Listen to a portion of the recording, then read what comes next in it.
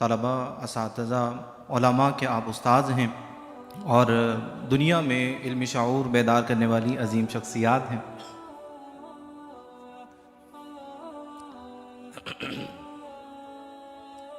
الحمد للہ رب العالمین والصلاة والسلام علی سید الانبیاء والمرسلین، اما بعد فاعوذ باللہ من الشیطان الرجیم، بسم اللہ الرحمن الرحیم۔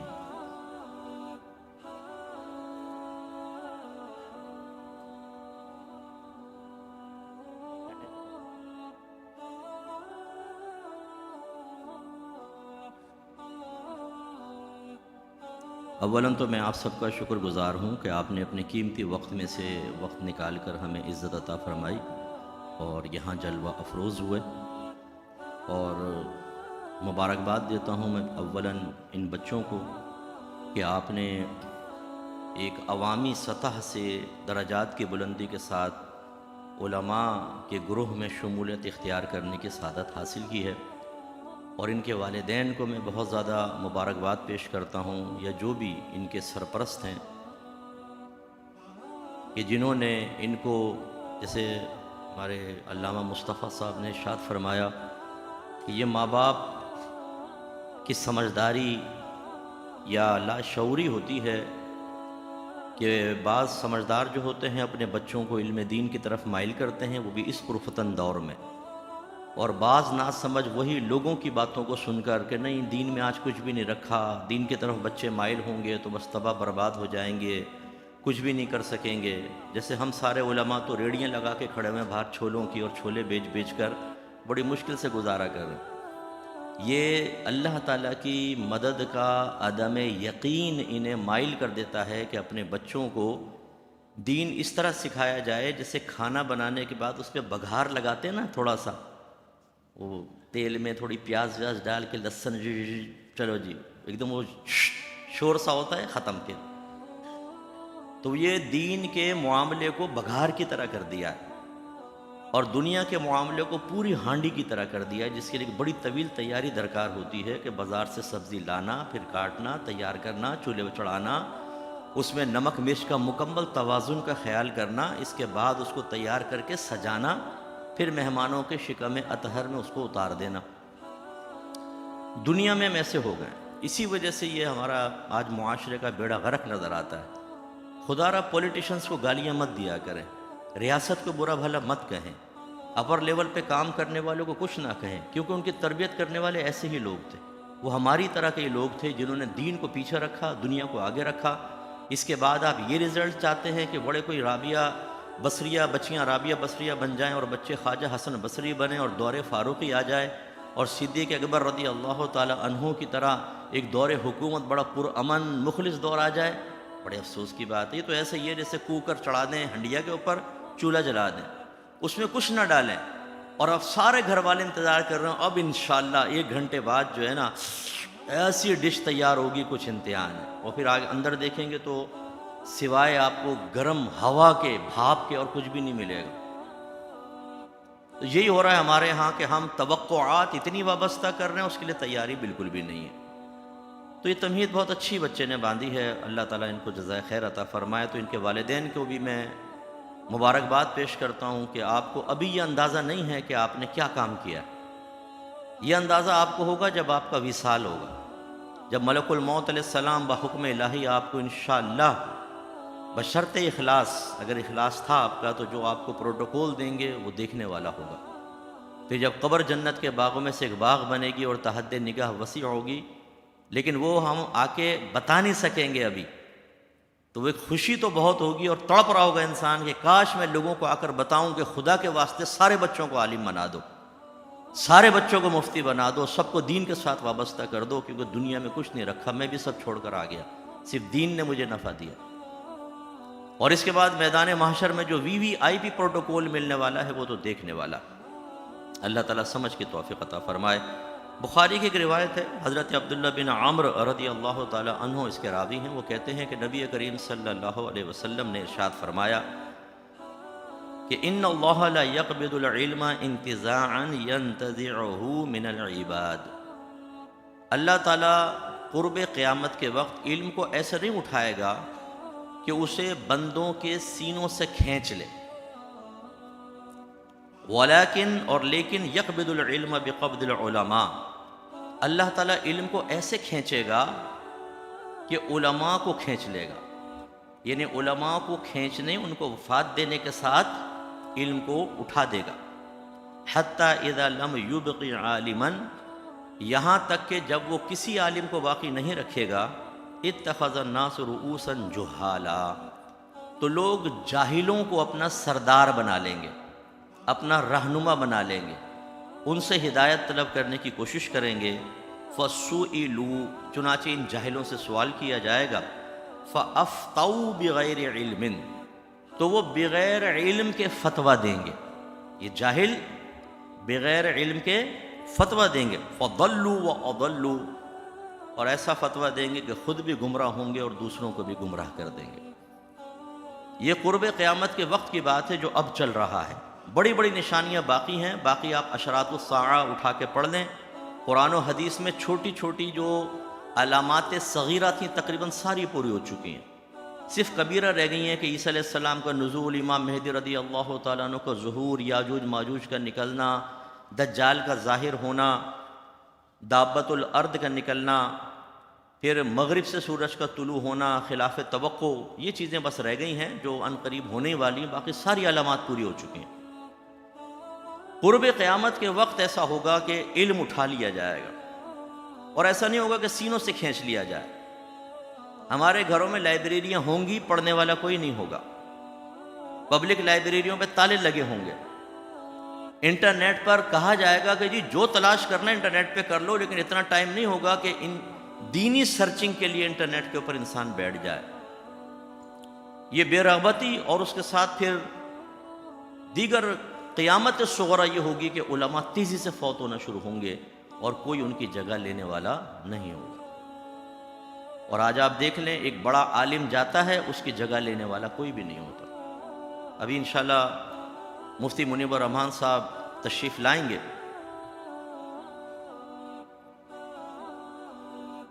مفتی منیب الرحمان صاحب تشریف لائیں گے تو آپ یہ دیکھیے گا، وہ ایک بڑی اوتھینٹک شخصیت ہیں، زبردست شخصیت ہے، اور بلا مبالغہ انشاءاللہ کوئی انکار بھی نہیں کرے گا۔ ہر مکتب فکر کو میرا چیلنج ہے کہ مفتی منیب الرحمان صاحب جیسی ایک شخصیت اپنے مکتب فکر سے لا کر بتا دیں۔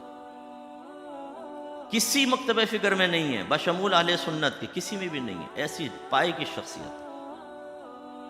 لیکن ہم نہ علماء کو اتنا شعور ہے سنجیدگی کے ساتھ، معذرت یہ جملہ میں کہہ رہا ہوں، شاید بعض ناراض بھی ہوں گے، اور عوام تو ہے ہی بے شعور کہ اگر یہ چلے جاتے ہیں تو ان کی جگہ کون لے گا۔ ایک آدمی جو تقریباً 70 سال سے ابو ہے، 70 سالہ محنت کا نچوڑ اب اس کے اندر جمع ہے، تجربات ہیں، مشاہدات ہیں، علوم ہیں۔ تجربہ ایسا ہے کہ آدھے گھنٹے کی چیز کو 5 منٹ میں وہ حل کر سکتے ہیں، بڑے بڑے معاملات میں مشاورت کر سکتے ہیں، مشورہ دے سکتے ہیں، بہترین مشیر ہیں، تو چلو ان سے استفادہ کریں، ان سے فائدہ حاصل کریں۔ نو، آپ میں سے شاید ہی کوئی ہوگا جس نے زندگی میں ایک بار کوئی مفتی صاحب کی صحبت اختیار کی ہوگی۔ میرا مشورہ ہے کبھی ایک دفعہ چلے جائیں، ملاقات اتنی مشکل نہیں ہے، شاید مجھ سے مشکل ہوگی، مفتی صاحب سے آسان ہو، اس لیے کہ مفتی صاحب عظیم انسان ہے اور میں ہوں نکما۔ میری وہ مصروفیت کچھ اس قسم کی ہوتی ہے، ملاقات میں بہت ہی کم رکھتا ہوں۔ مفتی صاحب اتنی بڑی شخصیت ہونے کے باوجود آپ کو ملاقات کا ٹائم دیں گے، 5-10 منٹ بیٹھیں، انشاءاللہ آپ کہیں گے کہ واقعی یار یہ عالم ہے۔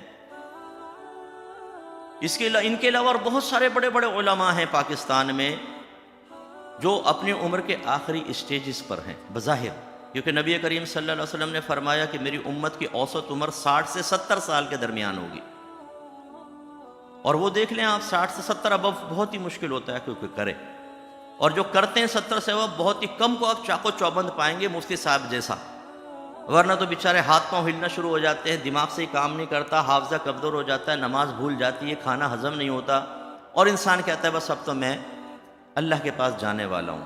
مینٹلی طور پر بھی وہ اتنا ڈسٹرب ہو جاتا ہے کہ وہ بس یہ ذہن بنا لیتا ہے کہ اب تو میں تو گیا۔ تو یہ تیزی سے علماء جا رہے ہیں اور ہدایت دینے والا کوئی نہیں ہے، یہ ہمیں نظر آ رہا ہے، حدیث بالکل حق ہے۔ اور پھر سرکار نے فرمایا جب علماء نہیں ہوں گے، یہ یاد رکھیں کہ ہمیشہ قوم ہدایت کے لیے رہنما تلاش کرتی رہے گی قیامت تک. لیکن معذرت کے ساتھ وہ اس لیے کہ بس بتایا جائے بھی ہم فلاں کو فالو کرتے ہیں، ہم فلاں کو فالو کرتے ہیں، باقی حقیقتاً فالو کوئی بھی نہیں کرتا. اپنے پیر تک کی سننے کے لیے تیار نہیں ہے پبلک. ہاں، جاہل اور نکمے قسم کے پیروں نے ایک سحر جاری کر رکھا ہے، جن کا ذکر مبارک سرکار نے آخر میں فرمایا کہ ان کے پیچھے تو قوم چل رہی ہے، لیکن جو ہدایت دینے والے پیر ہیں سنیں گے آمنا صدقنا، ہم نے ایمان لائے، ہم نے تصدیق کی، اس کے بعد اطاعنا کا لفظ نہیں ہوگا کہ ہم نے اطاعت بھی کی، نو. اسلمنا کا لفظ نہیں ہوگا کہ ہم نے سر جھکا دیا آپ کے سامنے، نہیں. مرضی اپنی زندگی اپنی مرضی کے مطابق گزاریں گے. تو وہ نبی کریم فرماتے ہیں کہ جب یہ علماء ختم ہو جائیں گے اور قوم کو تو رہنما چاہیے، تو پھر وہ رہنما بنائیں گے جاہلوں کو. یاد رکھیں جاہل دو طرح کے ہوتے ہیں، ایک جاہل مرکب اور ایک پڑھا لکھا جاہل. جاہل مرکب تو وہ کہ جو علم کے تقاضے کے مطابق عمل اس لیے نہیں کرتا کہ علم ہی نہیں ہے. تو دو طرح کی اس کے اندر جہالت جمع ہے، بے عملی کی بھی اور علم نہ کرنے کی بھی. تو جاہل مرکب ہے. اور بعض جہلا ایسے ہوں گے جو پڑھے لکھے جہلا ہوتے ہیں، جس میں ناراض مت ہوئی ہے کہ ہمارے استاد محترم عبدالستار سعیدی صاحب بعض اوقات مزاح میں کہتے ہیں پی ایچ ڈیز کے لیے کہ پی ایچ ڈی کا مطلب ہے پھرا ہوا دماغ. اب ہر ایک کا نہیں ہوتا. اچھے علماء ماشاءاللہ میں پرسنلی جانتا ہوں اور بہت اچھا کام بھی کر رہے ہیں، یونیورسٹیز میں کام کر رہے ہیں باقی، اور ایسا کام کر رہے ہیں کہ جو بعض اوقات علماء بھی نہیں کر سکتے، وہ ایسا کام کر رہے ہیں، اس کا انکار نہیں. لیکن بعض اوقات ایسا ہوتا ہے کہ اس قسم کا علم پڑھنے کے بعد لائے نفی جنس کا انکار کر دیتے ہیں، ہے ہی نہیں کوئی چیز. یعنی جو مشہور چیزیں ہوتی ہیں ان کا انکار کر کے یہ ثابت کرنا کہ بھائی میں بہت بڑا اسکالر ہوں آج کل کے دور میں. یہ تو مولوی لوگ داڑھی امامہ سر کے اوپر ہے، زلفیں بکھری ہوئی ہیں، ان کی داڑھی میں کنگھا نہیں کیا ہوا، دارالعلوم میں بیٹھے ہوئے کندھے پہ رومال رکھے ہوئے، یہ حقیر مخلوق ہے، یہ ہمارے مقابل آنے کی صلاحیت نہیں رکھتے. جو ایک تو یہ طبقہ ہے، اور ایک ہمارے دینی طبقوں میں جاہل طبقہ ہے جو بظاہر پڑھا لکھا ہے. وہ ہوتا ہے جو قرآن و حدیث سے غلط استدلال کرتا ہے اور میجورٹی کو چھوڑ دیتا ہے اور مائنورٹی کو اختیار کرتا ہے، اور ان عقائد اور نظریات کو لے کے چلتا ہے، ان معاملات کو لے کے چلتا ہے کہ جو جمہور سے ہٹ کر ہوتے ہیں. حالانکہ نبی کریم صلی اللہ علیہ وسلم نے فرمایا کہ لا تجتمع امتی علی الضلالہ، اللہ تعالیٰ میری امت کو کبھی گمراہی پر جمع نہیں ہونے دے گا. اتبعوا سواد العظم من شذ شذ فی النار، بڑی جماعت کی پیروی کرو، جو بڑی جماعت سے علیحدہ ہوا وہ جہنم میں علیحدہ کیا جائے گا. اللہ تعالیٰ نے قرآن عظیم میں فرمایا اہدنا الصراط المستقیم صراط الذین انعمت علیہم، اے اللہ تعالیٰ تو ہمیں سیدھا راستہ چلا، ان لوگوں کا راستہ جن پر تو نے انعام فرمایا. یہ نہیں اللہ نے فرمایا کہ یوں کہو کہ اللہ تعالیٰ میں سیدھا راستہ چلا جو قرآن کا راستہ ہے، سیدھا راستہ چلا جو حدیث کا راستہ، نہیں. اے اللہ اپنے انعام یافتہ بندوں کے راستے پہ چلا، اس لیے کہ انعام یافتہ بندوں کا راستہ ہی اللہ تبارک و تعالیٰ کے بیان کردہ یا رسول کریم صلی اللہ علیہ وسلم کے بیان کردہ راستے کے مطابق ہے. وہ کہ قرآن و حدیث کا راستہ اللہ کے انعام یافتہ بندوں کا راستہ ہے، دونوں میں تساوی کی نسبت ہے. اللہ کے انعام یافتہ بندوں کا راستہ قرآن و حدیث کا راستہ، اور قرآن و حدیث کا راستہ اللہ کے انعام یافتہ بندوں کا راستہ. دونوں کو ملا لیں، اللہ کے انعام یافتہ بندوں کا راستہ قرآن و حدیث کا راستہ ہے، اور اللہ تعالیٰ کبھی اس امت کو گمراہی پر جمع نہیں ہونے دے گا. اس کا مطلب ہے سمپل میجورٹی 1400 سال 1500 سال میں ہمیشہ میجورٹی میں جو تھی انہی کے ساتھ تھی اور انہی کے ساتھ حق تھا. نعرہ تکبیر، نعرہ رسالت.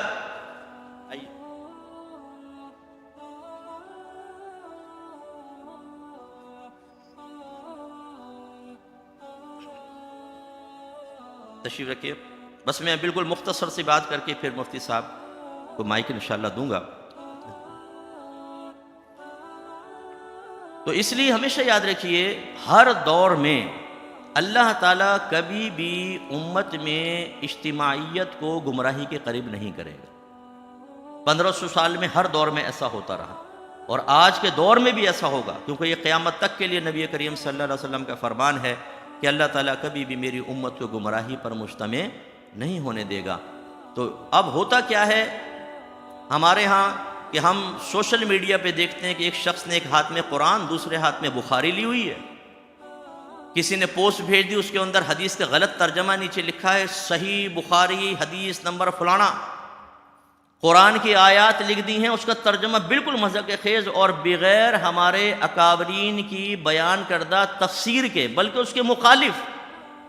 اور جب وہ ہمارے واٹس ایپ گروپ کے اندر آتی ہے، فیس بک کے ہم پیج کے اوپر کوئی ایسی چیز پاتے ہیں تو ہم آنکھیں بند کر کے بلیو کر لیتے ہیں کہ جس نے بھیجا ہے وہ صحیح بھیجا ہوگا.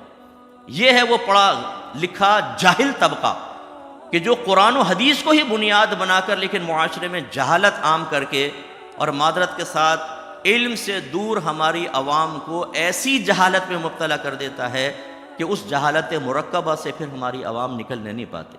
ہزاروں گمراہ ہو گئے، لاکھوں گمراہ ہو گئے، اور اس قوم کو گمراہ کرنا بہت آسان ہے. اور اس لیے آسان ہے کہ ہم نے اپنی قوم کو علمی شعور نہیں دیا، معمولات کا عادی بنایا، رسومات کا عادی بنایا، ترجیحات کی تعیین میں تربیت نہیں کی. ہماری قوم نے قرآن کو چھوڑا، حدیث کو چھوڑا، ترجیحات کی چونکہ تربیت حاصل نہیں تھی تو ان چیزوں کو ترجیح دی جن کا فائدہ شاید شکم تک تو پہنچ سکے، شاید معاشرے میں دو تعریفی جملوں تک تو پہنچ سکے، شاید قریبی لوگوں سے سراہے جانے تک تو پہنچ سکے، لیکن شاید اللہ تعالیٰ اس کے رسول کی رضا کے حصول میں وہ معاون نہ ہو اور معاشرے میں کسی بڑے انقلاب کا سبب نہ بنے. اس لیے ہم گراؤنڈ ریلیٹیز پہ کلام کرتے ہیں. میں تو خوابی دنیا میں رہتا نہیں ہوں، میں مفتی صاحب کا روحانی شاگرد ہوں. ہم لوگ مفتی صاحب یہ فرماتے ہیں، نعت خان نعت پڑھ رہا ہوتا ہے، مفتی صاحب ابھی تشریف لائے، میں نے خود سنا مفتی صاحب نے فرمایا بھئی آپ 7ویں آسمان پہ تھے، اب ذرا زمین پہ آ جائیں تاکہ میں آپ کو بیان سنا سکوں. یہ ہماری حالت. تو خلاصہ کلام یہ ہے کہ ہماری عوام کیوں گمراہ ہوتی ہے؟ ہم نے دین نہیں سیکھا. اس تسلیط و تسلط ضرور ہے. ہمارے گھر میں ماشاءاللہ 20 سال سے 12ویں ہو رہی ہیں، 10 سال سے 11ویں ہو رہی ہے، ختم قادریہ ہوتی ہے، درود شریف کی محفل ہو رہی ہے، آیت کریمہ کا ختم ہوتا ہے ہر 6 مہینے کے بعد، خواجہ صاحب کی چھٹی بھی ہوتی ہے، داتا صاحب کی نیاز ہوتی ہے، فلاں فلاں سب ہو رہا ہے. غلط نہیں ہے، دائرہ شریعت میں ہے، قیودات شرعیہ کا لحاظ کر کے ہے تو درجہ استحباب میں بھی پہنچے گا، انکار نہیں ہے. لیکن کیا یہی کافی تھا؟ کیا یہ قرآن کی تعلیم ہے، حدیث کی تعلیم ہے؟ نہیں. نتیجہ یہ نکلا کہ جب ہم بالکل جاہل، اگر کوئی جاہل قرآن و حدیث ہاتھ میں لے کر ہمیں کہتا، ہم کہتے ہیں یار یہ صحیح کہہ رہا ہوگا. اور اکثر ہماری عوام کے کانٹیکٹ لسٹ میں موبائل کی دیکھ لیں کتنے علماء کا نام ہے، کتنے مفتیان کرام کا نام ہے. ٹیٹا دودھ والا، پپو پان والا، للو تیل والا، چیچا مونگ پھلی والا، ان کے نام تو ہوں گے. بے نمازی، زانی، جواری، ایک سے ایک پکا فراڈیا بھری پڑی ہوگی کانٹیکٹ لسٹ. کسی عالم کا نام نہیں ہوگا، اس کا نمبر نہیں ہوگا، اور ہوگا بھی تو بس وہ کھولا، دور سے استلام کیا، ختم. کانٹیکٹ کون کرے گا بھائی؟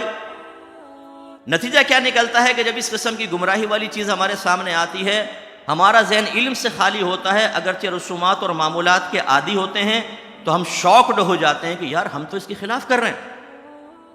بعض بچوں نے، ایک بچے نے مجھے میسج کیا، مفتی صاحب میں عرصہ دراز تک شرک میں مبتلا رہا، الحمدللہ اب اللہ نے مجھے توبہ کی توفیق عطا فرمائی ہے، کیا اللہ میری توبہ قبول کر لے گا؟ میں نے کہا بیٹا پہلے شرک تو بتاؤ، کون سا شرک کیا ہے تم نے؟ وہ شرک کیا ہے جس میں اہل سنت کی میجورٹی مبتلا ہے. میں مزارات پہ جاتا تھا، میں 11ویں کرتا تھا، میں 12ویں کرتا تھا، استمداد انبیاء اور اولیاء کا قائل تھا، یہ شرک تھے. پھر پوچھا کہ شرک کی تعریف کیا ہوتی ہے بیٹا، ذریعہ بتاؤ، شرک فی ذات کیا ہے، شرک فی صفات کیا ہے؟ یہ تو پتہ نہیں ہے، لیکن منزل پہ پہنچا ہوا ہے نوجوان، توبہ بھی کر لی اور سیدھا جنتی بھی ہو جائے گا توبہ کرنے کے بعد. یہ ہے مسئلہ کہ جب ہمارے ینگسٹرز کو اس طرح کی کوئی گمراہ کن بات پہنچتی ہے، مائنڈ علم سے خالی ہوتا ہے، وہ پہلے اپنے ماں باپ کے پاس جاتے ہیں، امی آپ بتائیں ہم کیوں کرتے ہیں ایسا، والد صاحب آپ بتائیں. بیٹا پتہ نہیں، ہمارے بڑے کرتے تھے ہم بھی کرتے ہیں.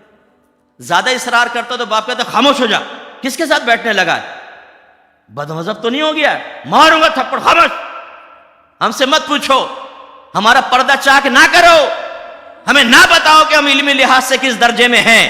جو ہم نے کہا اس کو مان لو، علماء جو کہہ رہے ہیں اس کو چھوڑ دو، ہماری بات مانو. بیٹا سہم جاتا ہے کہ ابا تو کان مروڑ دے گا، پھر وہ نکلتا ہے اپنے باہر دوستوں سے معلوم کرتا ہے، خالی علماء سے کانٹیکٹ ہے نہیں ملتا، کہتا ہے ہم تو غلط ہیں، آج تک جواب نہیں ملا. کتنے مجھے کہتے ہیں صاحب بہت سو سے میں نے پوچھا، آج تک جواب نہیں ملا. پھر میں پوچھتا ہوں اچھا ذرا ان کے نام بتاؤ، کن کن سے معلوم کیا تھا؟ وہی پھجا سری پائے والا. اپنے اطراف میں چاچا، خالو، ماما، دوست ٹیچر جو اسکول کا بیچارہ ٹیچر ہے جس نے اتنا دین نہیں سیکھا، دنیاوی ٹیچرز ہوتے ہیں بعد، ان سے پوچھا تھا یار یہ کوئی مرجع ہیں، ان سے پوچھنا چاہیے تھا۔ تو بس میں آپ سب سے گزارش کرتا ہوں، اس حدیث کی روشنی میں دو گروہوں کی ذمہ داری ہے۔ ایک علماء کی ذمہ داری ہے کہ وہ علماء بنائیں تاکہ قوم جب ہدایت حاصل کرنے کی کوشش کرے تو جاہلوں کے پاس نہ جائے، بلکہ ان کے پاس اتنی ساری چوائسز ہوں کہ یہ نہیں تو یہ نہیں تو یہ نہیں تو یہ نہیں تو یہ نہیں تو یہ نہیں تو یہ، کیونکہ ہر ایک کو ہر ایک کا طریقہ تبلیغ، تدریس کا انداز، سمجھانے کا انداز سمجھ میں نہیں آتا، کوئی کسی سے متاثر ہوتا ہے، کوئی کسی سے ہوتا ہے۔ اور ان چوائسز کے لیے جتنے بھی مراجع ہیں وہ سب کے سب ہمارے صحیح العقیدہ علماء ہونے چاہیے۔ سوشل میڈیا پہ اتنا ہمارا انبار ہونا چاہیے کہ اگر کوئی لکھے کہ ریلیجس اسکالر کوئی مسئلہ لکھے، اگر 100 تعارفی کلمات آئیں تو ان میں 99 ہمارے علماء کا نام ہونا چاہیے۔ اس کا مطلب ہے علماء تیار کرنا، تیار کر کے ان کو اپر لیول پر آنا، پھر قوم کے درمیان متعارف کروانا، یہ سب ہماری ذمہ داری ہے۔ اسی طرح ادارے قائم کرنا، جن اداروں کے اندر بچے آ کر ایک اچھے ماحول میں علوم دینیہ سیکھ کر اپنے آپ کو موجودہ دور کے چیلنجز کا سامنا کرنے کے لیے تیار کر سکیں، بلکہ سامنا بھی کریں، بلکہ چیلنجز کو سامنا کرنے کے بعد جو کچھ غلط چیز سامنے آتی ہے اس کو ختم کرنے پر قدرت رکھتے ہوں اور غالب آنے کی صلاحیت رکھتے ہوں۔ اور اس کے لیے یقیناً شہری بچہ ہمارے دارالعلوموں میں آئے گا تو مزید انقلاب پیدا ہوگا۔ اگرچہ اللہ تبارک و تعالیٰ کوئی پڑھے لکھے لوگوں یا صرف شہری لوگوں سے دین اسلام کی خدمت کروانے کا محتاج نہیں ہے، یا انہی کے ذریعے دین کا عروج ہو، اللہ تعالیٰ اس کا محتاج نہیں ہے۔ کتنے بچے ایسے ہیں جو گاؤں سے آئے ہیں، پسماندہ علاقوں سے آئے، انہوں نے پڑھا اور ماشاءاللہ آسمان کے ستارے بن گئے۔ میں نام نہیں لینا چاہتا کیونکہ اتنی کثیر تعداد ہے، 2 کا لوں گا 4 ناراض ہوں گے، بہت تعداد ہے اس کی۔ لیکن اس کا بھی انکار نہیں کر سکتے کہ جب تک کیمسٹری میچ نہ کرے، جب تک مینٹلٹی نہ ملتی ہو، اگر اسپیچ بالکل سامنے والوں کے مائنڈز کے خلاف ہو، جو ان کی ریکوائرمنٹ ہے اس کے خلاف ہی اسپیچ جا رہی ہو، تو پھر ہمارے نوجوان اسی لیے مسجدوں سے بھاگ گئے، اسی لیے امام حضرات کے سامنے ہمارے بچے آ کر نہیں بیٹھتے، اسی لیے جمعے میں سب سے آخری صف میں آپ کو کثیر نوجوان نظر آئے گا کہ وہ اگر آ کر پہلے بیٹھ بھی جاتے ہیں تو بعض اوقات اسپیچز ایسی نہیں ہوتی ہیں جن کو سننے کے بعد انہیں کچھ سیکھنے کا موقع ملے، ان کے کرنٹ ایشوز کو اس میں ڈسکس کیا گیا ہو۔ نوجوان چاہتا ہے مجھے بتایا جائے میں زنا کر رہا ہوں، میں نے ایک لڑکی سے دوستی کی ہوئی ہے، میں خرابی کی طرف جا رہا ہوں، میں آہستہ آہستہ نشے کی طرف بڑھ رہا ہوں، میں انٹرنیٹ پر غلط طریقے سے ٹریڈنگ کر رہا ہوں یا صحیح کر رہا ہوں، مجھے یہ بتایا جائے۔ لیکن جب وہ جمعہ پڑھنے کے لیے آتا ہے تو ہمارے مخصوص عنوانات پر کیے جانے والے بیانات اس کی اس انٹرنل ریکوائرمنٹ کا جواب نہیں بن پاتے ہیں، لہذا وہ کہتا ہے میرا وقت ضائع ہو رہا ہے۔ حالانکہ برکات اور رحمتیں ہیں، لیکن اس کو کون سمجھائے؟ وہ پھر چلے جاتا ہے۔ وہ اس وقت گھر سے نکلتا ہے جب وہ جمعے کے خطبے کے لیے مائک صحیح کر رہے ہوتا ہے نا، کھڑ کھڑ کھڑ کھڑ کی آواز آتی ہے، وہ کہتا ہے چلو اب نکلو، وہ آخر میں آ کر بیٹھتا ہے۔ اس لیے ضروری ہے، میرا خیال یہی ہے، اور مفتی صاحب میری اصلاح فرما دیں گے انشاءاللہ جب اسپیچ فرمائیں گے، کہ ان بچوں کو بھی لیا جائے، وہ ہمارے سر کے تاج ہیں، اور شہری بچوں پہ بہت زیادہ محنت کی جائے۔ اگر ایک فیکٹری کا مالک عالم ہو جاتا ہے، جتنے اس کے امپلائی ہیں، اگر آپ نے اچھا عالم بنایا، اس کی ذہنی تربیت کر دی، باطنی تربیت، اخلاقی تربیت، اسے تربیت کا طریقہ سکھا دیا گیا، انشاءاللہ اپنے تمام جتنے بھی امپلائی وہاں ورک کر رہے ہیں سب کو نمازی بنائے گا، سب کو دیانتدارانہ طریقے سے کام کرنے کا طریقہ بتائے گا، انہیں اجارے کے مسائل بتائے گا۔ الحمدللہ ہماری اکیڈمی میں کئی کاروباری حضرات نے آ کر علم دین سیکھا، آج ماشاءاللہ عالم ہیں اور وہ تبلیغ دین بھی کر رہے ہیں، اس کا فائدہ ہوتا ہے۔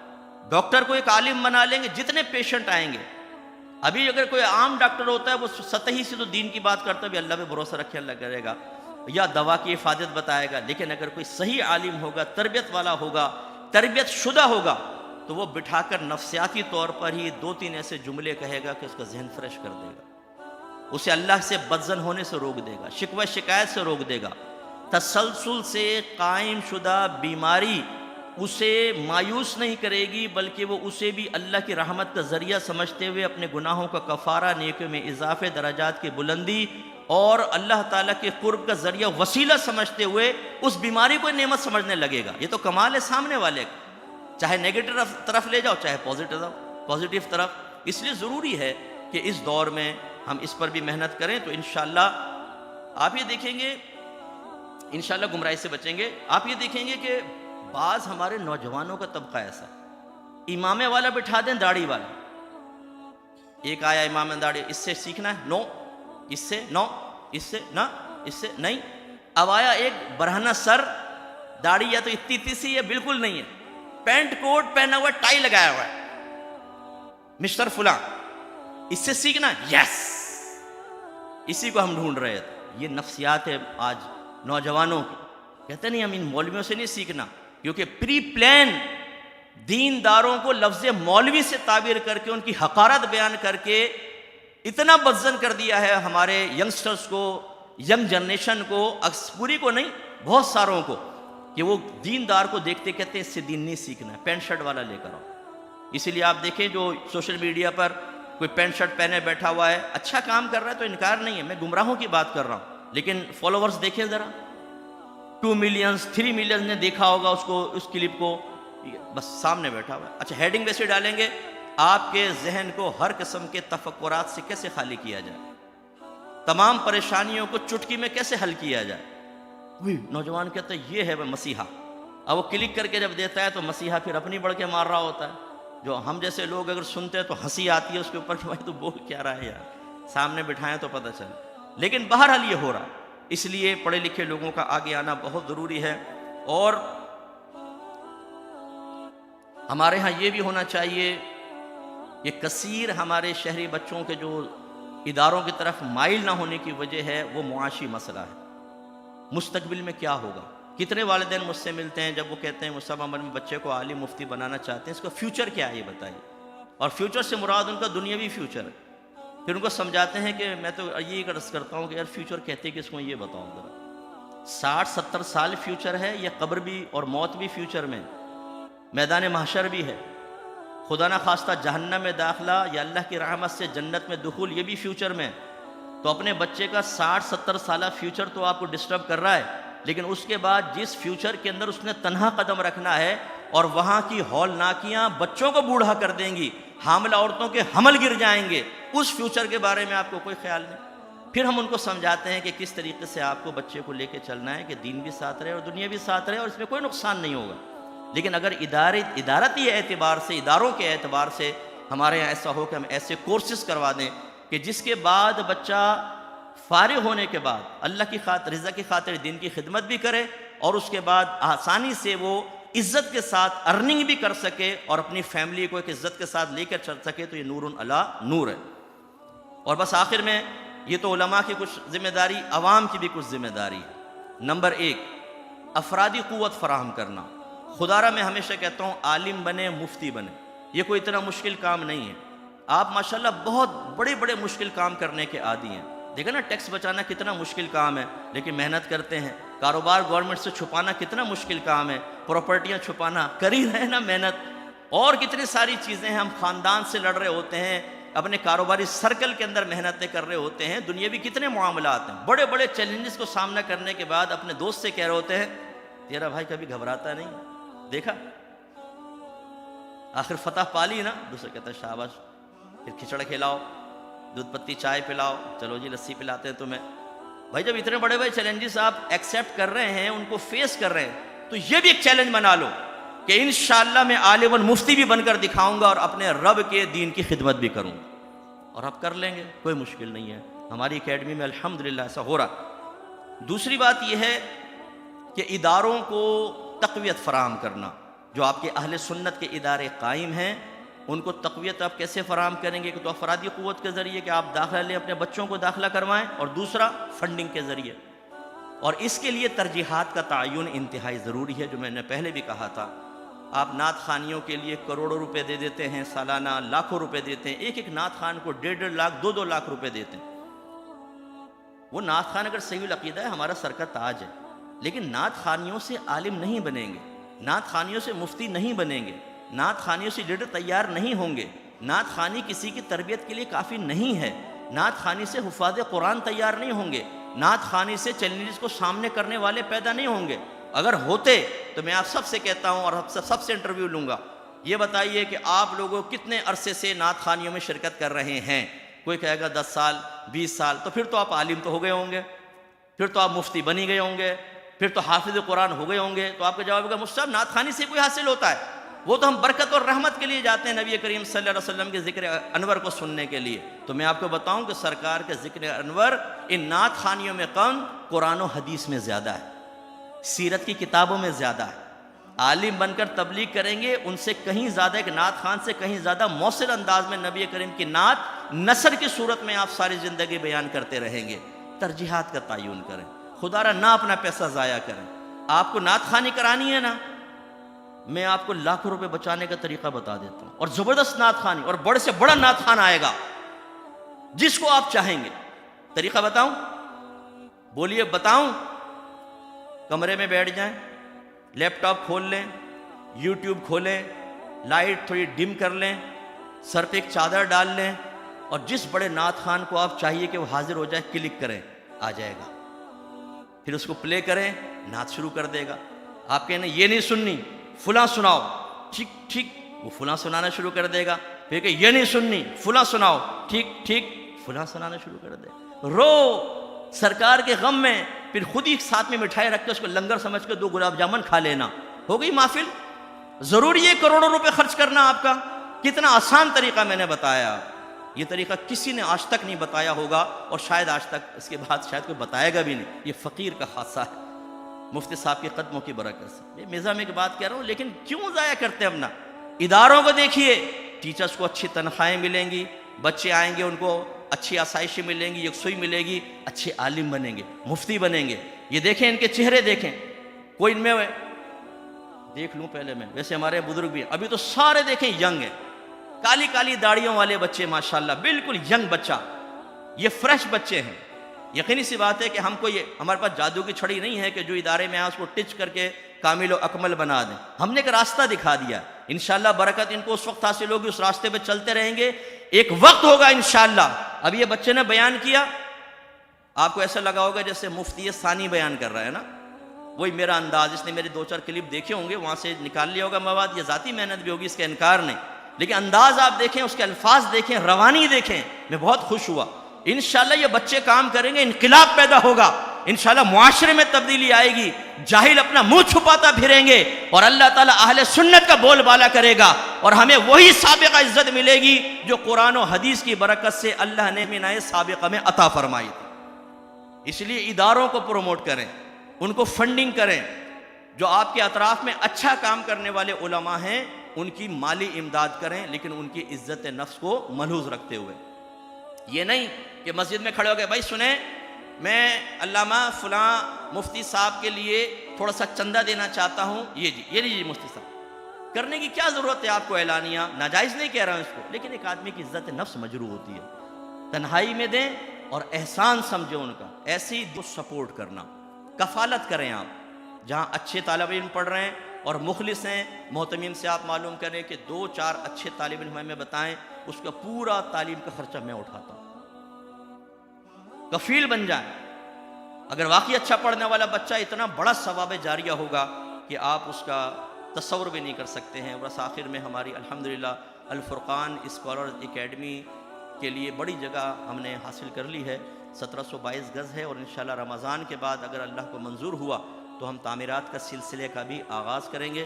آپ سے گزارش ہے کہ جو اس ہمارے بڑے کام کے سلسلے میں مالی تعاون کرنا چاہیں تو میرا نمبر لے لیجیے گا، براہ راست مجھ سے رجوع کیجیے گا۔ کوئی آپ کو اس میں معلومات چاہیے وہ بھی ہم آپ کو دے دیں گے۔ یہ ادارہ ایک بہت اچھا ادارہ میرا ذہن ہے کہ اس کو ہم قائم کر کے، اور دنیاوی شعبہ ہو چاہے دینی شعبہ، ہم ان دونوں کو ملا دیں گے۔ مثال کے طور پہ عالم بھی بنائیں گے، آئی ٹی کے کورسز بھی کریں گے، بزنس کے کورسز بھی کروائیں گے، اور دیگر جتنے ماڈرن کورسز ہو رہے ہیں، فارغ ہو وہاں سے، وہ جدید دور کے ہر شخص کے سامنے کھڑے ہو کر گفتگو کرنے کی صلاحیت رکھتا ہوں۔ اور ہمارے پاس ماشاءاللہ ایسی کریم ہیں، اتنے اچھے اچھے لوگ ہیں اہل سنت میں، میں کہتا ہوں اللہ نے اتنا عطا فرمایا ہے، ہم ان سے کام نہیں لے رہے، موجود ہیں تو ہمیں تو ملتے رہتے ہیں، صاحب کو کام ہو تو بتائیں، ہم بھی کام کرنا چاہتے ہیں۔ تو پھر ہم ایسے لوگوں کی ٹیمیں بنا کر پھر ان کو گزارش کریں گے، جو آپ کا پاس فارغ وقت ہے آپ ہمیں دیجئے اور بچوں کی تربیت کریں، تو انشاءاللہ مجھے امید ہے کہ آج الفرقان کا کام آپ کے سامنے ہے، اگرچہ ہم بڑی گمنامی کے ساتھ کر رہے ہیں، لیکن کل میں انشاءاللہ پھر اس کو میڈیا پر بھی لے کر آؤں گا اور بڑے پیمانے پر اس کو ہم انٹروڈیوس بھی کروائیں گے، اور اس وقت جو ہمارا کام ہوگا اس اکیڈمی بننے کے بعد، وہ انشاءاللہ عز و جل ہمارے بزرگ جنہوں نے ہماری تربیت کر کے ہمیں کھڑے ہو کر بولنے کا حوصلہ فراہم کیا، ان کے لیے انشاءاللہ باعث فخر اور خوشی کا باعث ہوگا، اور انشاءاللہ یہ ہماری پیٹھ تھپکیں گے، اور میدان محشر میں انشاءاللہ ہماری یہ ادنا سی کوششوں سے ان کے سر بھی فخر سے بلند ہوں گے۔ تو اس سلسلے میں بھی آپ تعاون فرمائیں، اللہ تعالیٰ عمل کی توفیق عطا فرمائے۔ وآخر دعوانا ان الحمدللہ رب العالمین۔